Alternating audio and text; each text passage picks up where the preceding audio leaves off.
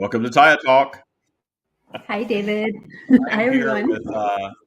with Tya Bootcamp graduate Jeanine Besnier. Did I That's say that right? right. That's right. Yes, French. Mhm. Besnier. How are you doing, Jeanine? I'm doing really, really good. I have to tell you, honestly, coming out of boot camp, I hear everyone saying how, high vibe they were coming out of boot camp. I felt a little like, I don't want to say beaten up. That was not quite the word, but I was like in a little shell. I know. I was in a little bit of a shell shock. I had raised my vibration like just naturally, and then going through boot camp, I started manifesting some physical symptoms. My left foot I kind of blew out my foot and developed a really bad case of plantar fasciitis. And but I quickly, within 4 or 5 months, I completely healed it. I don't know how that happened, but it did. Just raising my default vibration. So I came out feeling a little rough around the edges, but it was kind of necessary. It's like de-wrinkling a sheet. That's how I felt. I felt like I was sort of coming back into my own, and it was okay. It was uh, things have been going really good. I'm extremely busy, and I can go on. So please let me That's make you some okay. good. I love it because everybody's bootcamp experience is different. Because when you start intentionally working with your vibrational flow and your spiral, everyone manifests different things. And the Right, old idea of everything is positive now, everything is great, money is flowing, and I'm in love, and I'm building my dream home, and I have the perfect body. People come into boot camp wanting things like that, but when you go through the process of learning Taya, you come to understand that that's not what it's about. It's right, about your individual right, journey and going inward and self actualization and deeply understanding your vibrational nature. right, right. Yeah, I feel like I'm much more the young person I was when I was, the person I was originally. I feel the essence of who I was before I was kind of clouded by the matrix. And that is, I feel like return to innocence in some way. I'm almost more innocent, more vulnerable, but innocence. I mean, I'm not implying that I could be easily taken advantage of. That's not it at all. I just it's I feel more me. I feel like the original me who came in before the matrix, before with all my intentions, and so basically my windshield's been cleared. That's how I feel. I feel like my windshield's been cleared and I can see who I am. I can feel who I am more. And that helps me bring uh, this realness and the real me to who I work with. Does that make sense? That's a really interesting way of stating that, and no one's ever said it that way before. So that's really cool. Yeah, kind of Yeah, that return to your original operating system, which is what the stream talks about all the time, which is more trust. I think that's that right. innocence is about more trust, right? Right, because what I'm finding is that I'm embracing my innocence, and yet I'm running into people who don't know me, and they see this in it. They see this vulnerability or who I really am. I'm kind of I'm very transparent. And just a really quick story about this. So the other day I went to my sister took me to this concert to see someone, and we had to have I thought we had to have a clear bag because everything is like, they don't even want to go through people's bags anymore. They want everything to be clear. So I bought a clear bag, and I put all my stuff in the bag and took it to the event, and that was fine. And I didn't remove it for days after. And I said to my husband, I'm like, oh wow, I'm just like my bag. Everyone can see who I am. They can see everything inside. Uh, but what's really interesting is I'm able to interact with all types of people. Even I can see them coming a mile away. They think that because I'm vulnerable, I'm easy to get to or something, and then I just turn them around. I talk to them. I turn them around. I don't know. It's just it's interesting. They see me, they think I'm easy prey or something. I'm not sure, and they come talk to me and try to interact with me, and they realize, oh no, this is not the person. You can't take advantage of me. I'm just I'm beyond that. So I feel like I'm very secure in who I am, extremely secure in who I am. So I can be that vulnerable person at the bedside of someone who's, say, dying, or someone who's going through the disease process, and I can work with them, and that authenticity comes through. Yeah, we should That preface that with you do that for a living. right. Describe your It's right. Right. it's not a hobby. You don't hang out with people who are dying as a hobby. You actually that's your work, right? Let's talk about that. Well, yeah, it is. I love it. I love it. It's not a cash cow or anything like that. I often do a lot of pro bono work, and because I don't know what the ethical standard is of being able to talk about, like, say, the current people I'm working with, and maybe I can just, since it's just in us, Thai peeps, and I'll Just just you don't not have to talk about those mention. specifically. You can be more general. Okay, yeah, Yeah, I'll just be more general yeah. about it. But I'm uh, I realize that the the energy that I take to someone who's, say, dying or in the process of, because if a person is undergoing a disease process, they are dying, but they're not necessarily dying tomorrow or next month, but they're in the process of knowingly dying. You know, they're aware that they are shutting down and that they're dying. But the energy that I take to this is the same energy that you would take to, working with someone who has mental challenges, or the same energy that you would take with anyone. It's the same energy. It's all the same energy, and it's the But same to be clear, reason. what is your title? What do you call yourself? What for Oh, yourself? okay. I'm sorry. I am a doula for the dying. I am a companion for the dying. The wording is a little bit off, as doula means so many things to so many people, and it's kind of a little foreign. But I like the idea of doula for that because you think more of a Mhm. doula as somebody that is in the birthing process, but the return to a completed state is the same thing. We might think about it from a physical perspective as being the reverse, but the doula role I think is just as vital in that process for most people as it is in the birthing process. And that's Right, what you do. right, right. Go ahead. I'm sorry. Well, because it's not something people experience every day in their family, and certainly it's something, as far as we know, as physical beings, we only experience once in our physical form.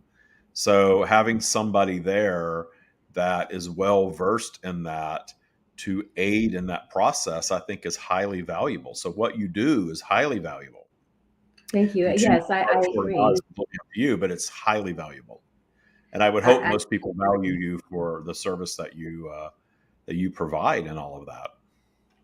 It's interesting because in some way I'm looked at as sort of death, and like I'm bringing death with me, like I'm some sort of like evil omen. I mean, there's still that out there, but and of course people die all the time without doulas, without people assisting them.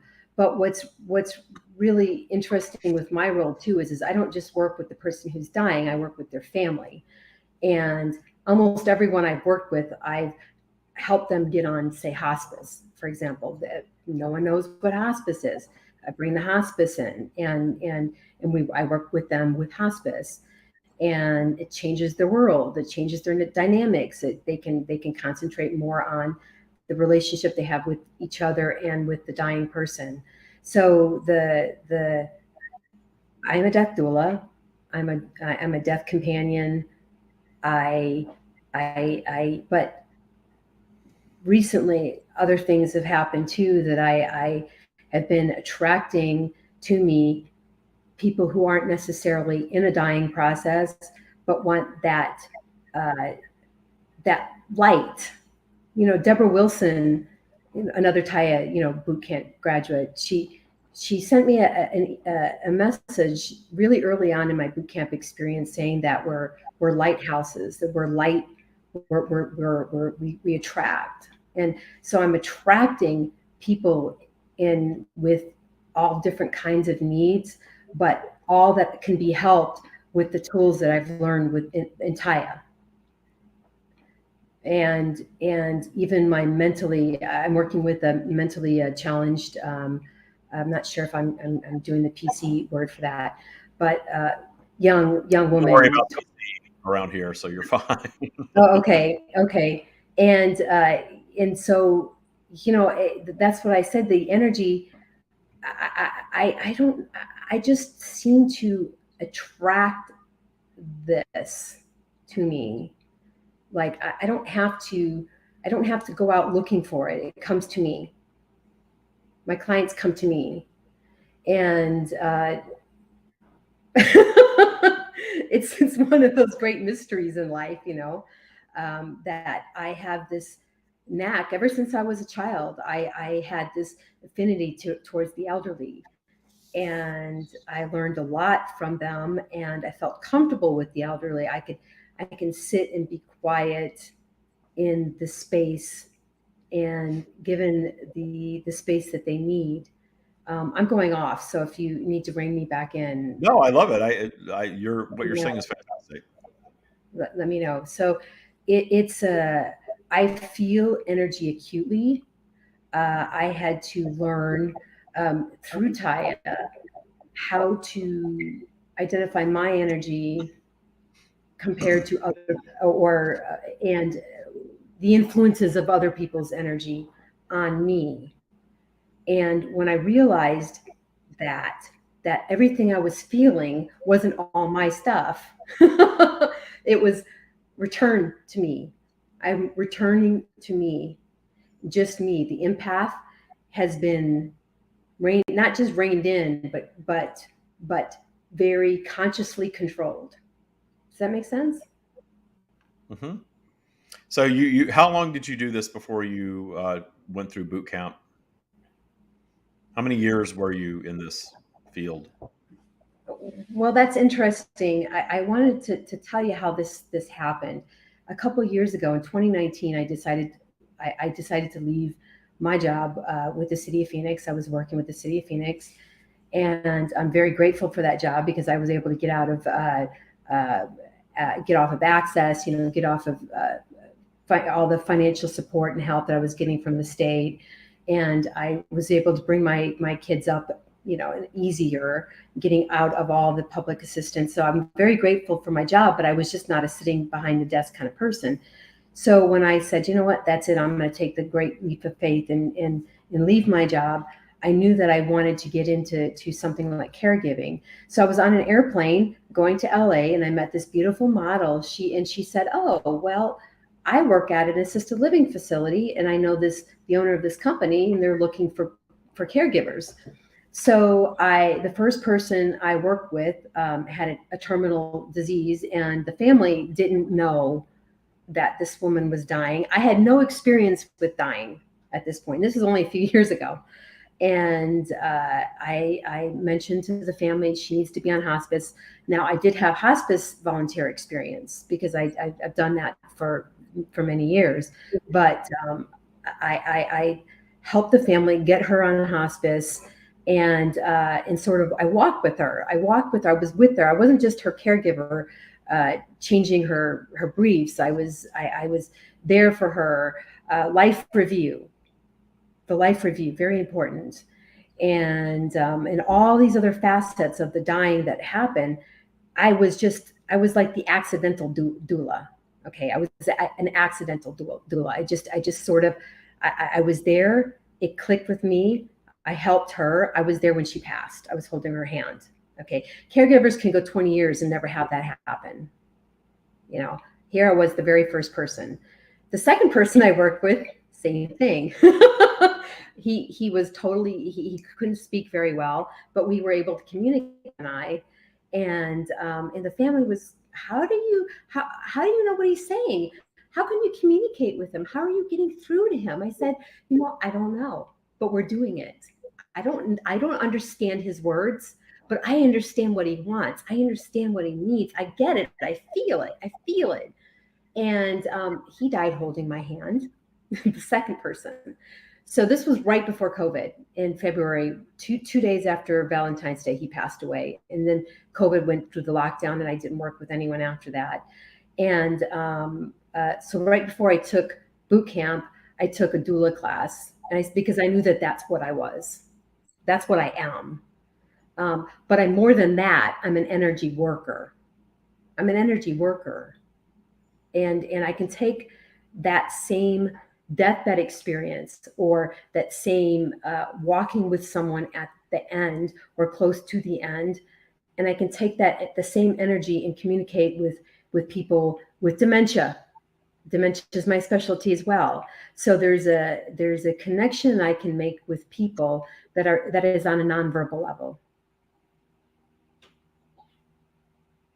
And so And you got into boot camp in 2021, right? You were in last right, year, right. I'm and coming up on July, I think.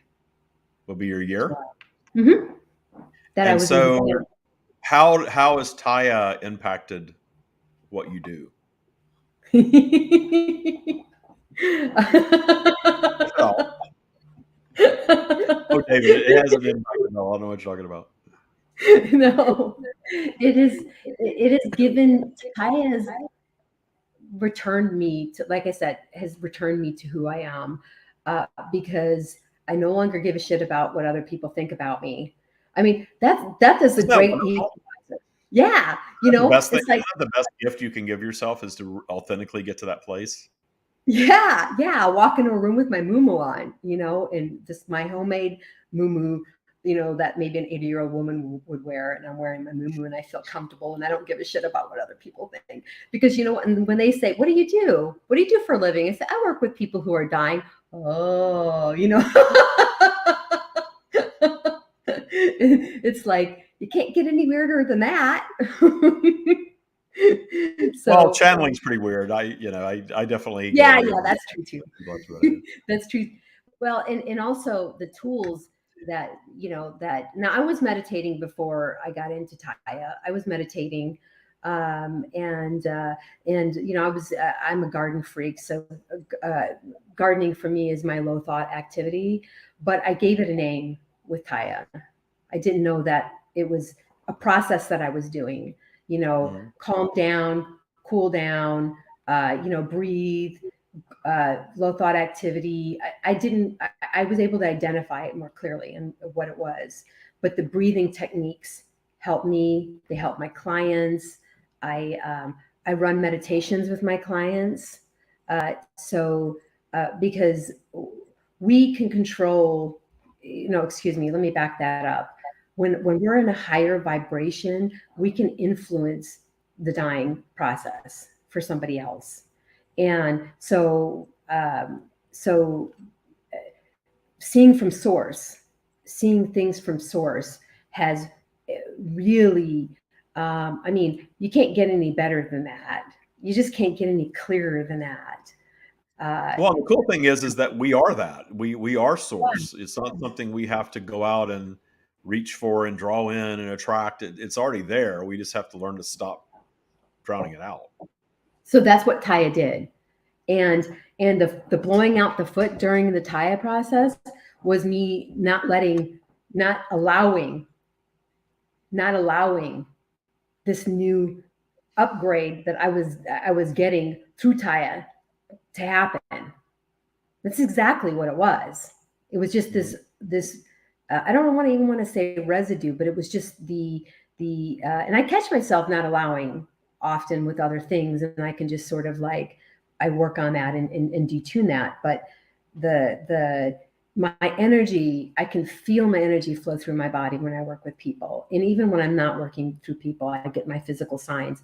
And so my foot was an indicator of the of a stuck or an self-imposed stuckness or a not allowing, because that's what stuckness is really, is not allowing, right? And so When I realized that, I cleared it up really fast. And so any physical ailment that I have, I say, okay, stop. What's going on? Let's breathe. And I don't let things go now. Okay, I have a headache. Just ignore it. It's like, well, wait a minute. Why do you have a headache? What's going on? Oh, I'm still bugged about that. Okay, let's think about that. Boom, headache gone. Right. Hmm. And so, and it's not, whoa, hello. Oh, sorry about that. I got to keep my fingers off I my thought you were computer. getting a message from the other side and you were going to share it with us. No, no, I don't get the messages really easily, but I do get visitations quite a I'm lot. like, she's going to start channeling. You get visitation. Tell us about that. Yeah, the visitations, not visual. It's feeling. They present by like when somebody stands really close to you, that's my indication that somebody's with me or somebody's with us, with the client that I'm working with. And I was working with somebody one day, and I said, I felt that, and I said, I went like this, and she goes, "Oh, grandma." So I got the validation. When maybe people can't understand me. I'm taking my hand and I'm putting it up by my ear, like somebody's standing next to me. That's the Hmm. feeling that I get. And then I feel the other energy going through me, like my lips will go, and the energy will just flows right through me. So I don't know what your original question was again. I don't either. It's okay. So let's stop and say hi to our viewers that are commenting. Sam is here, Sam Page is here, and Cheryl is on. And I see there's more of you on, so you can say hi to us, comment, ask questions if you have Tya related questions. This is Tya Talk, where we get together and talk about the Tya practice. I don't channel on Tya Talk, so Tya Talk is a little different than the other live videos that I do. I have usually other Tyists on with me, and we just talk about how we apply the practice in our lives. Hmm. And it's such a magical thing. We're going back, we're redoing the bootcamp modules now, and I am introducing all of this stuff about the matrix.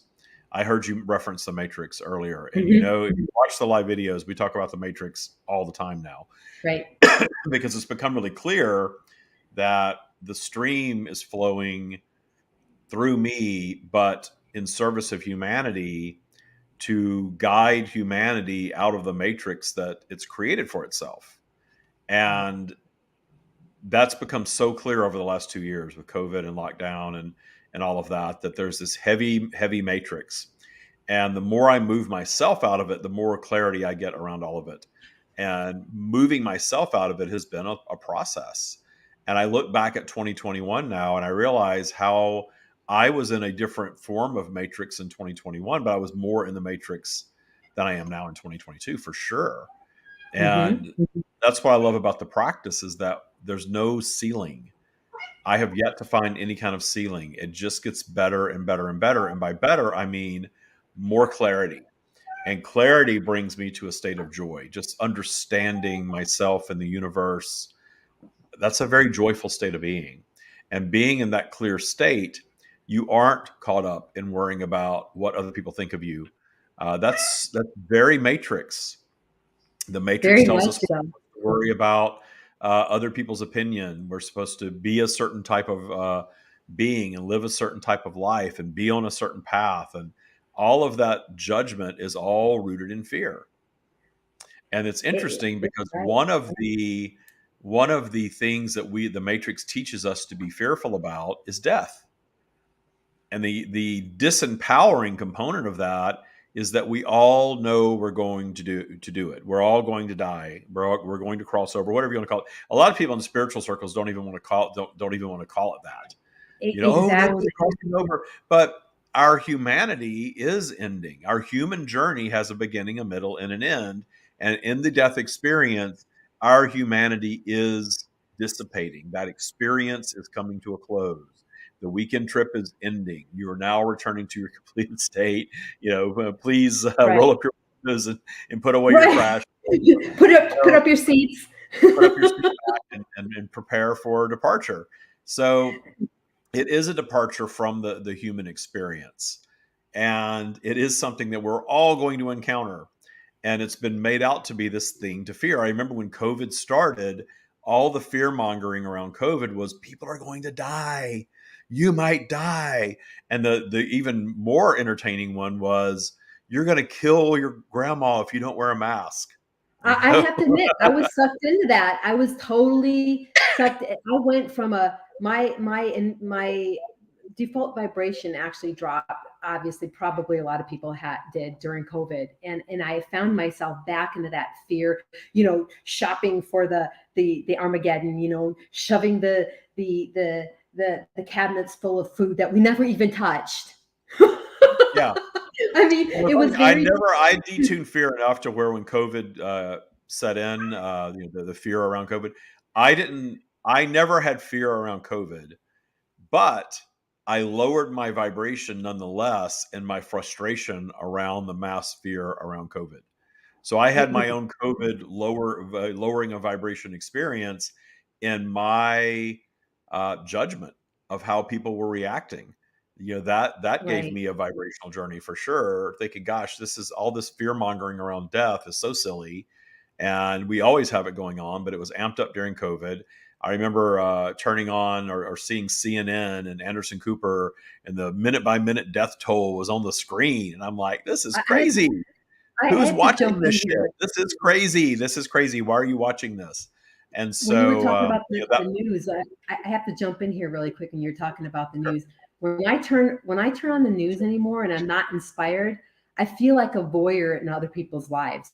Like, oh, I'm sorry. Like you're walking in on your 80-year-old aunt who's naked. It's like, oh, I'm sorry. Ooh, wrong place. Ooh, my bad. Turn that off. But when I'm inspired to turn on the news, it's an inspiration. Like, oh, I need to turn the news on right now. Like, boop, turn the news on. And I learned something that I need to know, and boop, I turned it off. But really, it's news is just not part of my lexicon. And I also want to mention one thing before it gets away from me, because you said you had mentioned, yes, death is inevitable for all of us. And when we don't realize that, when we really don't accept that, we really set ourselves up for a harder time. Because if we accept our dying process, then we could bring in people who could help us more, or we can have a better death experience, a better death journey, less pain. Maybe we can choose where we die instead of being in a hospital. And so there's a lot around that of not just the awareness, but the acceptance of it, because that's where our power comes from. Yeah. Yeah. Not allowing the matrix to draw you into a fear Mhm. based narrative over something that you're going to experience. So what that does is it creates this vibration of ongoing angst in your vibrational basement that is always on because you're always fearing that you're going to die, but you're going to die. So Right. that whole thing, and this concept again of the matrix, that there is what age is enough. You're supposed to live to 80, you're supposed to live to 90, you're supposed to live to 100, and then we hear people trying to defy that, and Walt Disney allegedly being frozen and all of this stuff because people don't want to die. But the more I get into the stream and the more I get into the Tya practice, my life journey is what I manifest, and it's perfect regardless of how it's judged in the matrix. So Right. someone, and the stream uses the example of the young child that is born with a terminal illness very often as a very sophisticated strand of consciousness projecting into a set of circumstances to have a specific experience. And what you hear all the time when you listen to Yep. people, the parents Tragedy. are always Tragedy. how special. Well, no, you hear how special they were and how sad it is, but how Mhm. special they were. And there's Mhm. and there's a lot of sadness around it, and I understand that. I think people Yes, of have course, for reasons to human. have. For human. Yeah, I mean, you have this cute little 5-year-old that spends her life in the hospital and then crosses over at 5. I absolutely understand that no one wants that for their child. But you always hear about how special and how enlightened and how at peace they were. And I think that is an example of our eternal nature. That 5-year-old never lost that source perspective Right. because they They're not weren't as allowed. entrenched in the ego.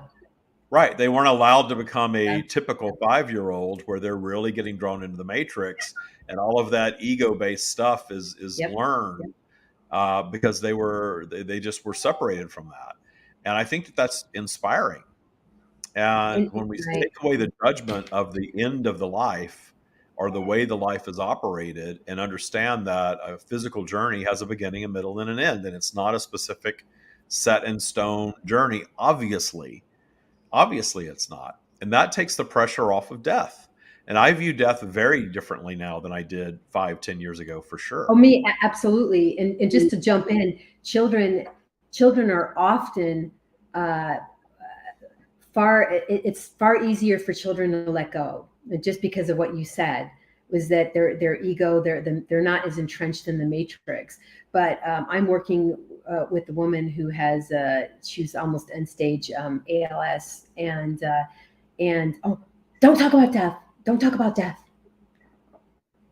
Okay, um, you know what's happening, right? All right.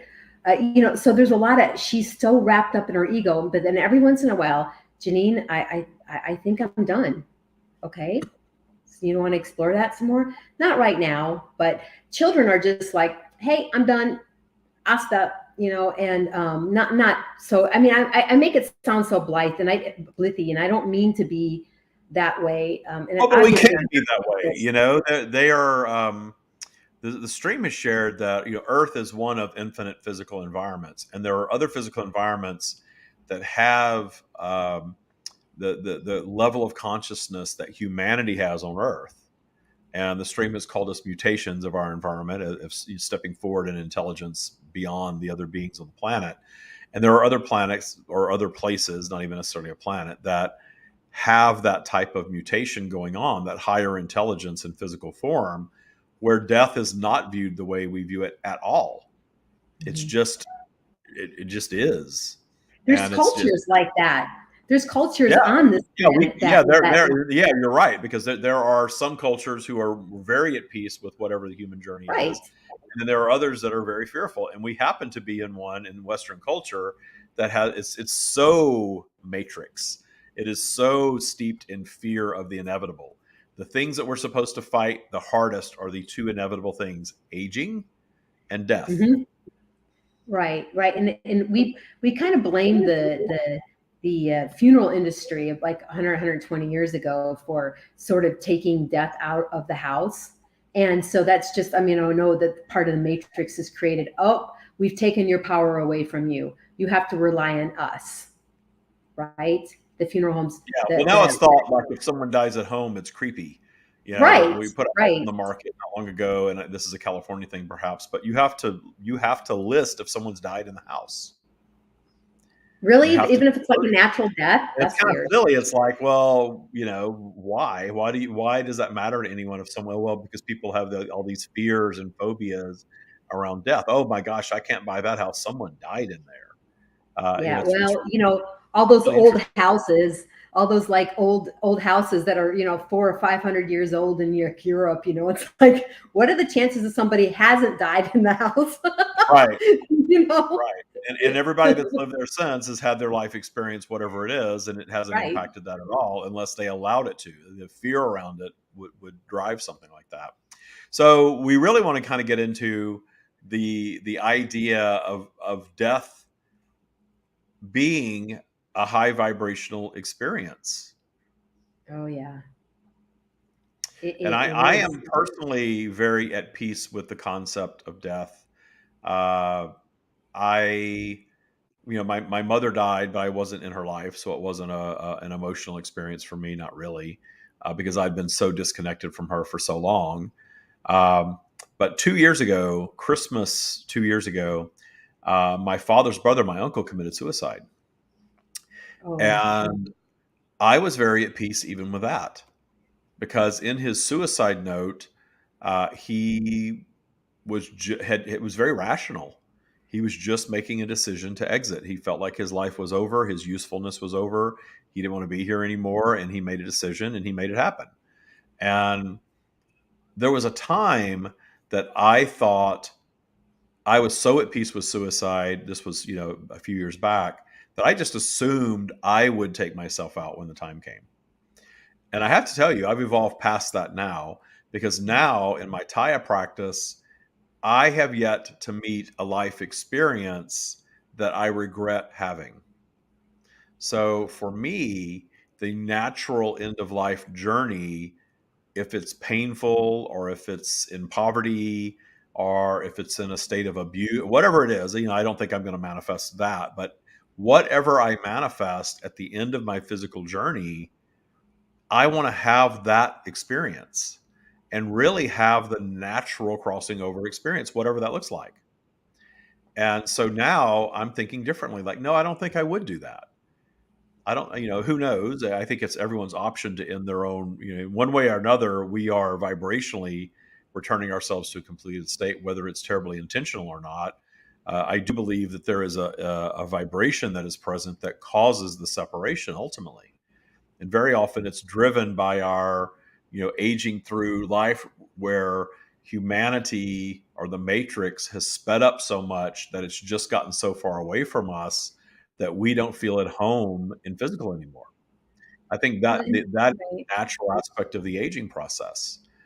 Pop culture just keeps going and going and going. And as I've hit my 50s, I've started really feeling that. I don't care. I don't listen to top 40 music anymore. I did for years, and I love all kinds of music. But now, if I were to listen to like like on satellite, it's like Hits One is the top 40 channel. I don't like most of it. I'll go listen to something else. I'm kind of hearkening back to, earlier times and earlier music that I identify with more, or no music at all, just silence. That's Yeah, the something that, silence is nice. yeah, I But don't you, mind silence. I love silence around the house. There was a time where I had to have the TV or music playing all the time, and now I'm really loving silence. So I'm enjoying this progression through life and this concept that you've got to fight aging tooth and nail. When I moved to Palm Springs, if you know anything about Palm Springs, California, it's mostly gay men. It's like 70% gay men. It's a pretty affluent town. Most people here don't work. And there's a huge culture of 60 and 70-year-old men that are, they're getting Botox, they're tanning, they're they look amazing. They look absolutely amazing. And I have to tell you, when I moved to Palm Springs, I got right into that, and I got into the best shape of my life. And I was tanning, and I was coloring my beard, and I was, doing all the stuff, and kind of fell into that for a little while. And I enjoyed it for a minute, and then it got really shallow and empty for me. And then COVID hit, and all that stuff really went away. So I kind of just said, well, to hell with it. I'm not going to worry about it anymore. And in the past few months, I've let the beard completely go natural because I'm I just love tired it, of by coloring. the way. I think it's awesome. Well, this I is it. just This is natural. I haven't put color on it now in a couple of months, so that's all grown out now at this point. So it is white. And the funniest thing is that my partner Michael is a year younger than me. I'm 54. He's 53. And we had met our new. We're building a house. We're remodeling a house. That's the pool behind me with the ducks in it. And I'm staying in an Airbnb right now, which is why I have the virtual background. Anyway, so Stacy, you all know Coach Stacy, who has the long gray hair, beautiful gray hair. She and I were standing in the backyard one day, and I had met the next door neighbor with Michael, and he came back there. I guess he walked through the house. The house is under construction, so he probably just walked right through to give me a business card for his lawn guy. And he said, "Oh, are you Michael's parents?" Are And you of course, Stacy serious? and I looked at each other like, "What the?" You think we're Michael's parents? We're both just within a few years of him, right?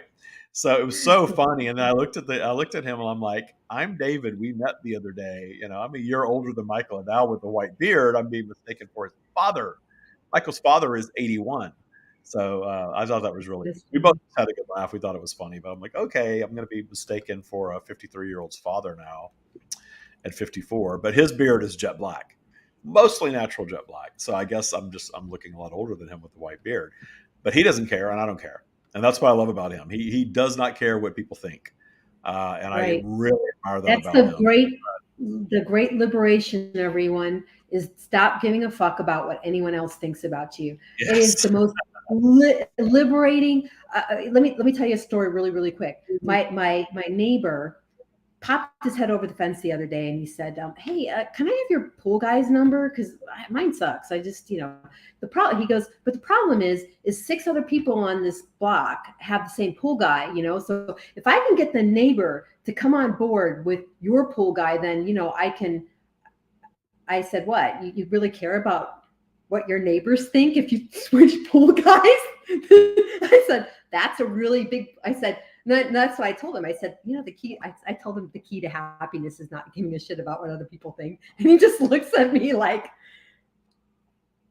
Yeah. and I think, wow, I am so removed from. I couldn't fathom that that would be a play in my book. Like I would go, "Oh, I can't Yeah, do if you that want to because know my what neighbor's happiness not." is, if you want real, authentic happiness in your life, it is letting go of any concern what other people think.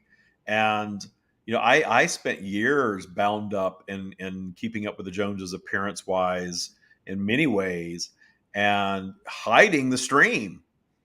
This aspect Right. of me that I love so much that lots of people love, I kept that so buried and so hidden because I didn't want to be one of those kooky spiritual people. And now I am one of those kooky spiritual people, and I've never been happier being a kooky spiritual It's person. I've great. never been happier channeling and not giving a shit what anybody thinks about it or what anybody's judgment It's is great. over it. It's Yeah. awesome. It's the appreciation too. I mean, I just wanted to jump back because you asked, you wanted to know a little bit more about that, the tools, but I am in awe. I am in such appreciation of being able to share a person's end of life journey. To me, that's like, it's like being there when a baby's born. It's even, to me, it's even higher being there when a soul who has had this physical experience and who's now ready to return to full of who they are, the fullness of who they are, and You in froze there. honor and appreciation of the life that they've lived.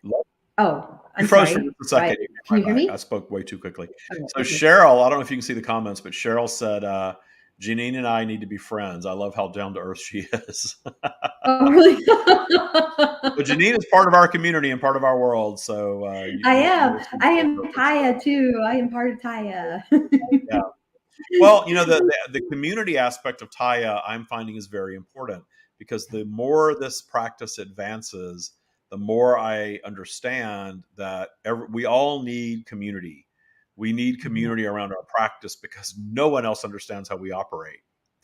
They Well, all probably think we're exactly. nuts. They don't understand our operating system. And while Taya gives you the tools, as you said earlier, to appreciate anyone and improve any relationship with anyone who appreciates you, that just happens naturally in this practice. However, you don't, even though you don't need other people to be Tyists to be in your life, you certainly don't.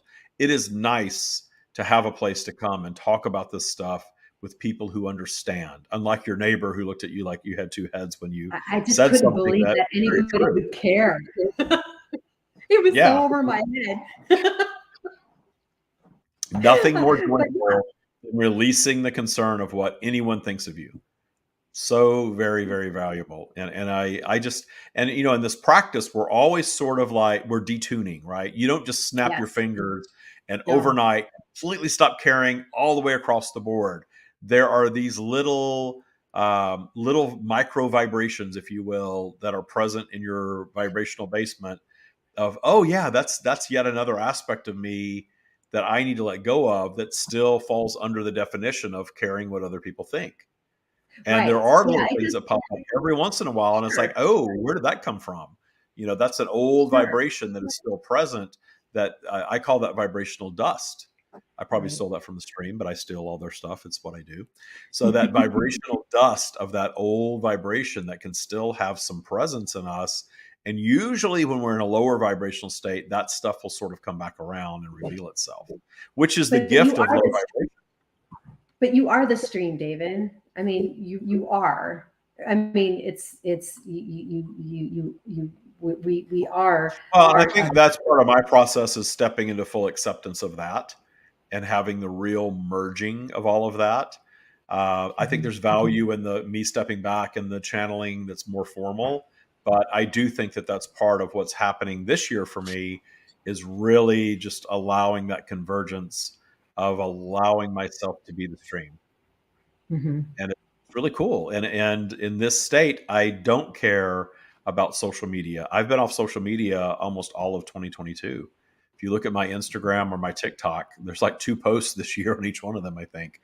It's a very different experience, and it's interesting, and I'm loving it. And the only passion that I really have going at this point is sharing this with the world and not worrying Right. about being judged over it or any negative consequence of putting this practice out there.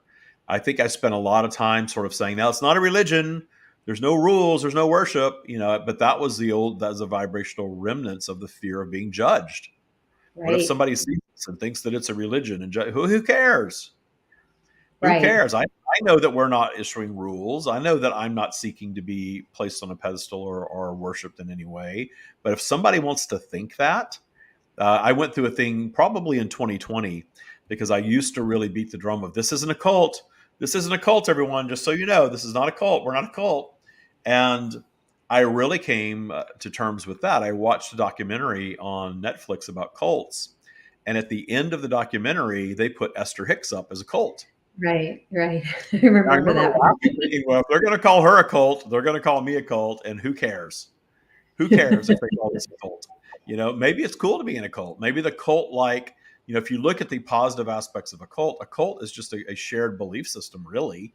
And then the negative Right. aspects, Well, of course, oh, well, they're all going to kill themselves, and we've had some of those mhm. examples. But the stream is not leading us to mass suicide. The stream is not Yeah. Well, saying, and you know, that's the thing about the cults is that it's really a matter of control, and there's nothing controlling about Taya or the stream. I mean, it's not at all. completely, In fact, that's why you we know. moved to the Patreon platform because the community is now built and there is a monetization aspect to it, Mhm. but it's all optional. So it's what I love about it. It's so aligned with Taya. If you feel aligned with this level of investment to be in this community at that level, then you subscribe to it. And if it's not serving Mhm. you anymore, then you stop. You join, you leave, you go, you come back, you do what it's all very fluid now. And that is so in alignment with Taya. Whereas before it was, everything costs this chunk of money and it's all kind of separated. And until we got to Patreon, I always wanted to have some sort of a singular community where everybody can come and participate at whatever level they want to be in. And that's what this is now. And I love it. It's just getting started. And already I absolutely love the vibe of it because it's very I do fluid. too. It's you come in and you decide where you want to be and you go there. I just want to ask everyone who might listen to this, be listening to this now or in the future, but since being in Taya, I mean, do you have people just coming to you? Just do you draw people to you?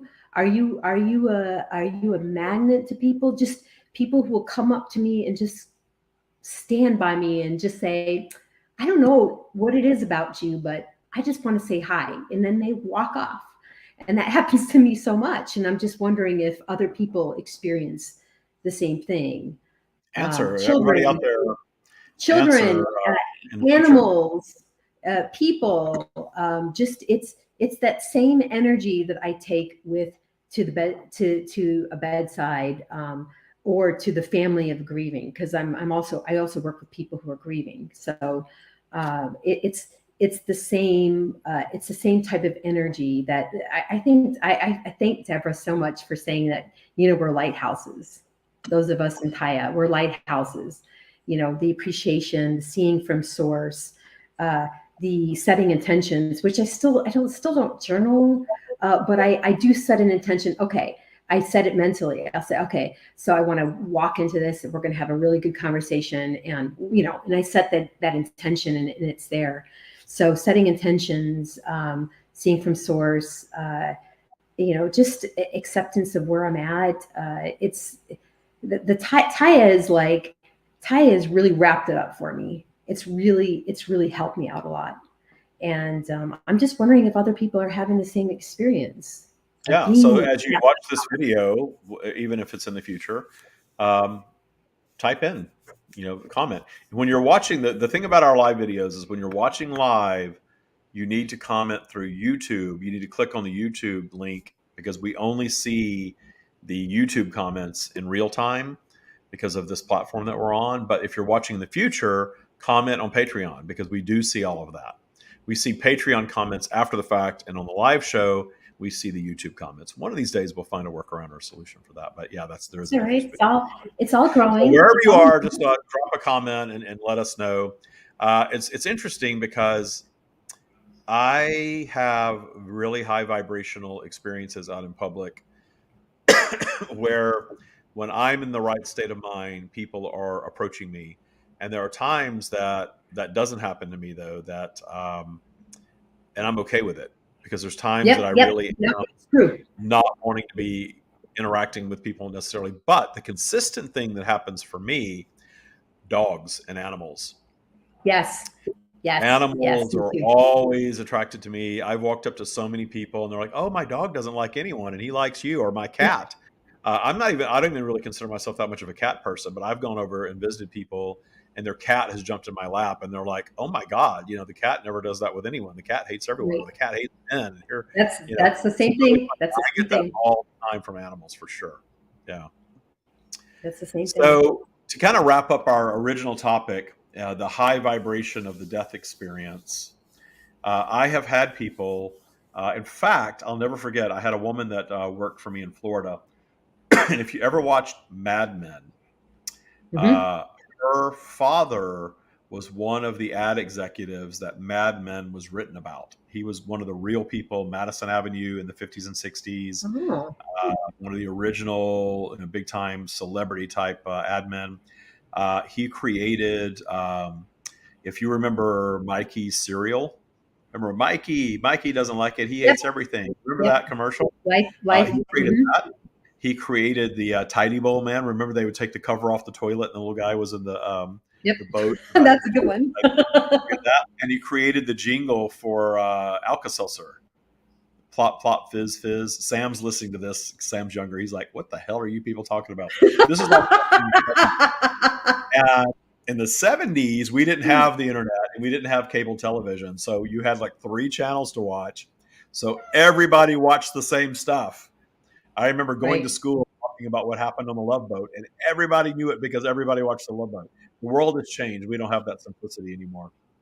But we all grew up with these commercials. Well, her father created all of that stuff. And this was in Florida. And when he crossed over, she was not a particularly religious person. She was raised Catholic and she had left religion, as an adult. And she was with him when he died. And she came back completely changed, saying what an amazing, magical experience it was to be in his Yep. presence as he crossed over. And it was, she was just glowing about it. And that was the Yep. first time I remember hearing somebody come back from a deathbed experience, just talking about how wonderful it was. Yep. If you've ever witnessed a loved one, if you're ever there when a loved one passes away, if you're in the right frame of mind, it can be a very enlightening experience. I find it just part of what I do as well is to try to get the family, aware about that. I try to get the family aware of that. Like, this is a very monumental experience. This is a very important experience. This is a very loving and can be a very caring experience. And I actually had one family that just said, "Well, not for us. Peace out." And they left me with their loved one as they went and had dinner. So, I mean, everybody, there's no judgment. Not You to be can't have a judgmental, but judgment. wow, that's kind of awful. Yeah, yeah. You And can't help it's but be a little something, judgmental about that. That sounds terrible. right. Well, it's I like have been because, with my pets. Anytime I've had to Mhm. cross a pet over, I've always wanted to be there with them. But I heard something not long ago that a lot of people can't handle that with their pets, and they leave. I couldn't imagine my beloved pet being on a table in a veterinary office with a stranger in those last moments. And I Right. know that again, it's kind of, if you think about it, it is of the Matrix to assign so much meaning to the death experience. But I do think that that's an aspect of the Matrix. It's okay. The I Matrix think is it's polarized wonderful. like everything else, and I think that we create a scenario like this for the crossing over experience is completely okay, and But maybe it's I more wanted for to, us than for them. I just wanted to jump in really quick and say, in a situation like where the client family just didn't want to be there, we didn't live their lives, and we didn't have the same interaction, the same baggage, and whatever as so that's how it's like, oh, okay, but at the same time, it's like I'm not in their shoes, so I don't know what they've experienced. I mean, like, I have a grandmother who I told her she's going to live forever, because she's not that I believe in heaven or hell, but that she's not going into heaven, and the devil doesn't want her. And she thought that was the funniest thing. But she's she sues her own family, that kind of person. So, like when you just never know what other people have experienced. So it's just like, okay, if you choose not to do that, that's your choice. But it's the no judgment. It's tough one. It's a real tough one, but it's something that I have to sometimes. I just Yeah, it's well, I just think what happens is something like that. You show up, and the person is dying, and they want to go to dinner and leave it to you. You can't help but have a preference around. Well, yeah, it's too bad that they're not having this because I'm a experience. human, right? But I would imagine that you refocus then on what you're doing and kind of Hmm. have to forget about the judgment of all that. So your vibe is in the right place to be there for the one who is actually dying.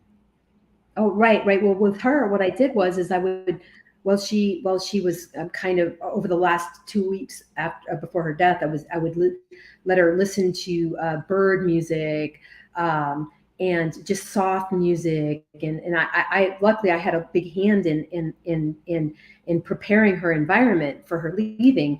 And so while she was active, right before she went into active dying, she said to me, Jeanine, I'm flying like a bird over the Serengeti.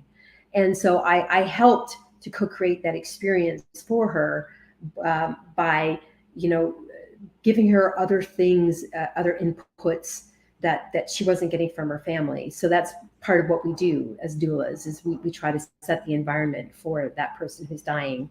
And so, yeah, that's where we step in. So I So just I have love one what I last do. question before we wrap up. Have you Mhm. ever experienced someone who was really resistant to dying, and did it change at the end, or were they resistant all the way through? Oh yeah. I had a client who literally her I'll just be blunt. She was literally falling apart. Her body was long gone, and she thought that she was stiff before she even passed away. And at the very end, right before she left, she said, "Thank you, Jeanine, for being in my life. Thank you for being here and helping me." And then that was it. And that's when she slipped in. It's the same one about the birds. It's the same one. It's the same lady I'm talking about. Hmm. I'm glad that I was there, because at the end we all let go, right?